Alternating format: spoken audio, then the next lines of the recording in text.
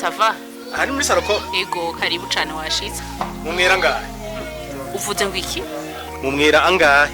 oya asi muri salon de coiffure ni muri Salocom rakene kumenya ibikorerwaho d'abord turafise igisata ca imprimerie turafise n'igisata ca videographie tukagira igisata ca photographie hamwe na studio d'enregistrement n'ibindi Okay, ndumvise mu kintu imprimer.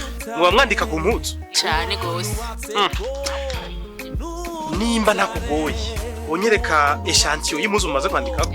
Nurutare uwonu watseko Nurutare muri Yesu je ndubakitse muri Yesu Muyaga usi bisurira kuri nje Zuyanje gumihagaze Muyaga usi bisurira kuri nje Zuyanje gumihagaze Uwonu watseko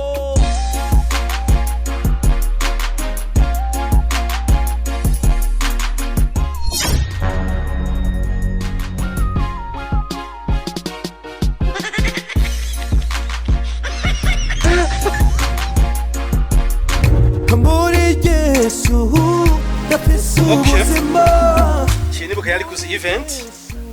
Mbo muce munkorera udupira dutatu. Akiwanje, aka madame na kumwana. Reka mbere ndaguhe avance. Tutora ejo soir. kubera ikejo hose aho rindi minota 30 gendo dutwaye Bien.